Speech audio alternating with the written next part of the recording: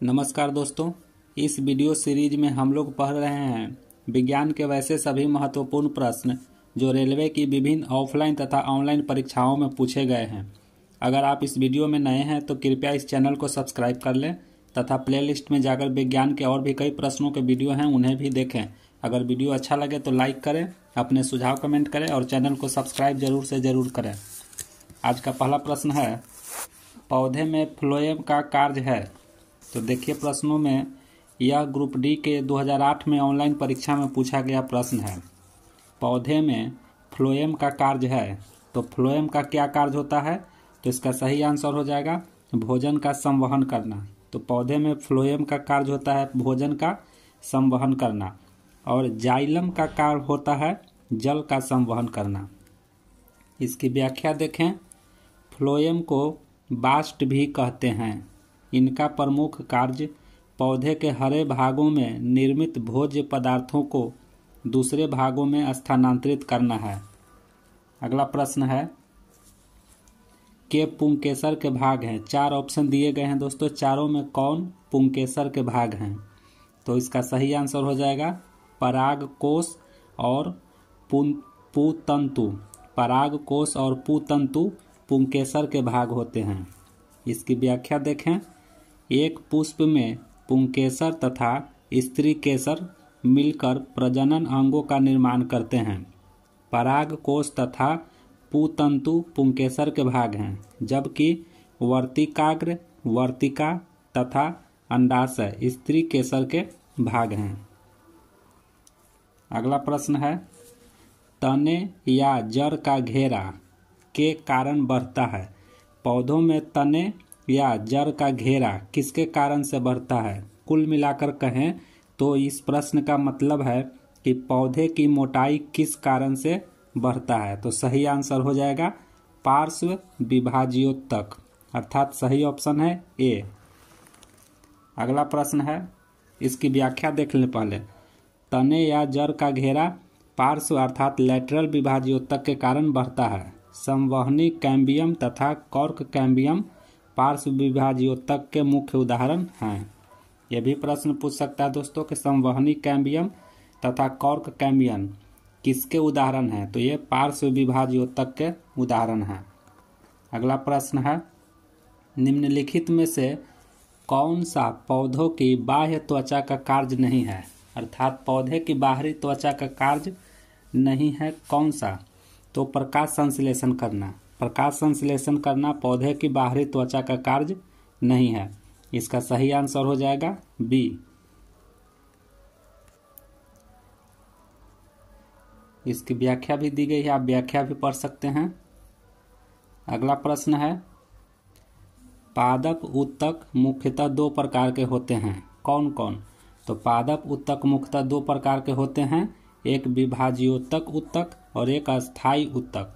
तो आपको 2 चीजें याद रखने हैं। पादप मुख्यतः 2 उत्तक होते हैं, विभाज्योतक उत्तक जो कि पौधे की पेड़ की मोटाई बढ़ाते हैं, और अस्थायी उत्तक 2 होते हैं।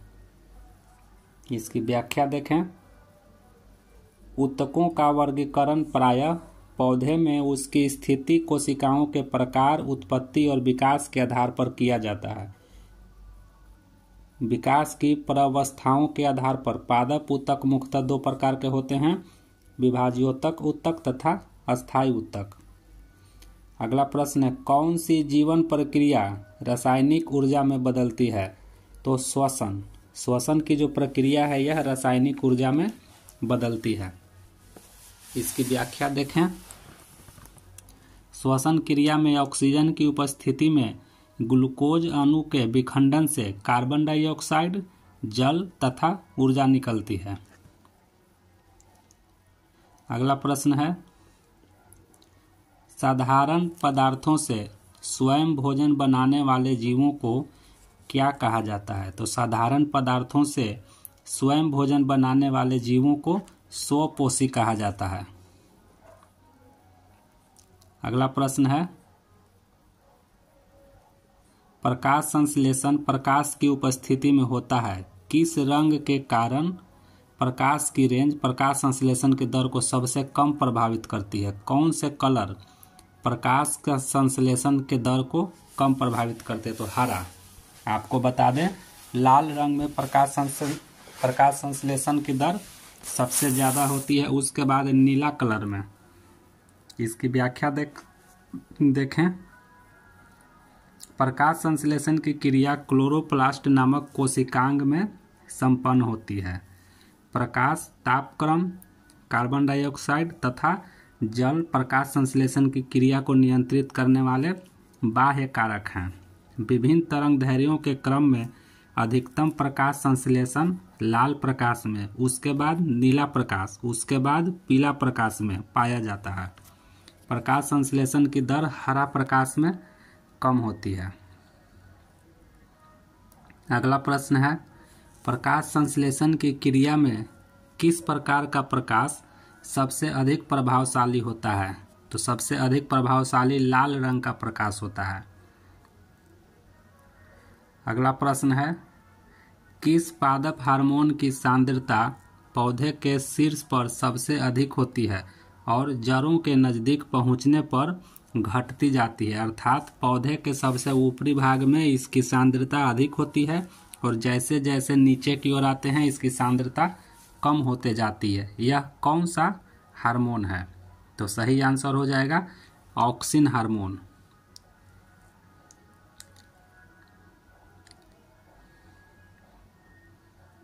अगला प्रश्न है, निम्नलिखित में से कौन सा पादप हार्मोन वृद्धि को रोकता है और पत्तियों के मुरझाने के लिए जिम्मेदार होता है?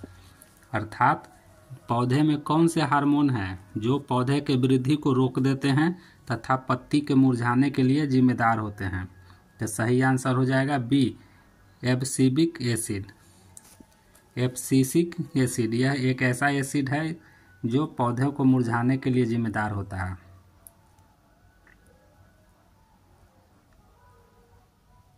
अगला प्रश्न है, सबसे उपयुक्त विकल्प का चुनाव करें। कोल्ड स्टोरेज में संरक्षित फल अधिक समय तक चलते हैं क्योंकि कोल्ड स्टोरेज में जो फल रखे जाते हैं दोस्तों वह अधिक समय तक चलते हैं। क्यों? क्योंकि फलों की श्वसन दर कम हो जाती है। सही ऑप्शन डी हो जाएगा। प्रश्न है, अनुवर्तन अधिकांशतः दर्शाता है, क्या दर्शाता है? तो अनुवर्तन अधिकांशतः किसी पौधे की दिशात्मक विकास को दर्शाता है। इसकी व्याख्या देखें। अनुवर्तन एक जैविक घटना है जो पौधे के विकास या मोड़ की गति को दर्शाता है। उष्णकटिबंध में यह प्रतिक्रिया उत्तेजना की दिशा पर निर्भर करता है। वायरस तथा अन्य रोगजनकों को भी होस्ट ट्रोपिज्म या सेल ट्रोपिज्म कहा जाता है।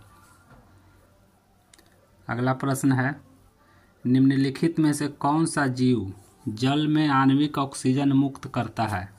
अर्थात कौन ऐसे जीव हैं जो पानी में ऑक्सीजन के अणु मुक्त करते हैं? तो सही आंसर हो जाएगा फाइटोप्लांक्टन। फाइटोप्लांक्टन एक जीव होते हैं दोस्तों। इसकी व्याख्या देखें। फाइटोप्लांक्टन सूक्ष्म समुद्री शैवाल हैं। इसे माइक्रो एल्गे के रूप में भी जाना जाता है। यह स्थलीय पौधों के समान होते हैं। ये अन्य जीवों के लिए ऑक्सीजन और पोषक तत्वों का उत्पादन करने के लिए सूर्य के प्रकाश, पोषक तत्व और कार्बन डाइऑक्साइड और पानी का उपयोग करते हैं। फाइटोप्लांक्टन हमारे द्वारा सांस लेने वाले ऑक्सीजन के 5% तक उत्पादन के लिए जिम्मेदार हैं। अगला प्रश्न है, कैक्टस जैसे रेगिस्तानी पौधे का कौन सा भाग प्रकाश संश्लेषण की क्रिया करता है? तो कैक्टस के पौधे का कौन सा भाग प्रकाश संश्लेषण की क्रिया करता है? तो सही आंसर हो जाएगा सी, तना। जैसे आप लोग जानते हैं कैक्टस एक रेगिस्तानी पौधा है। इसका तना के द्वारा प्रकाश संश्लेषण की क्रिया होती है। इसकी व्याख्या देखें। कैक्टस का पौधा विश्व की रेगिस्तानी स्थानों पर पाया जाता है। इस पौधे के तने मोटे होते हैं जिसमें पानी भरा होता है। प्रकाश संश्लेषण की क्रिया कैक्टस का तना और टहनियाँ करती है। कैक्टस पानी की कमी होने पर इस संरक्षित पानी का उपयोग करता है। अगला प्रश्न है, पानी की कमी के कारण कोशिका के संकुचित भित्ति से अलग होने की प्रक्रिया को क्या कहा जाता है?